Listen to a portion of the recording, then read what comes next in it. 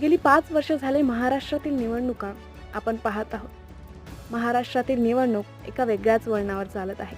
गेली 5 वर्ष झाली धर्म, जात, पात याकडे जास्त झुकाव दिसतो या निवडणुकांचा.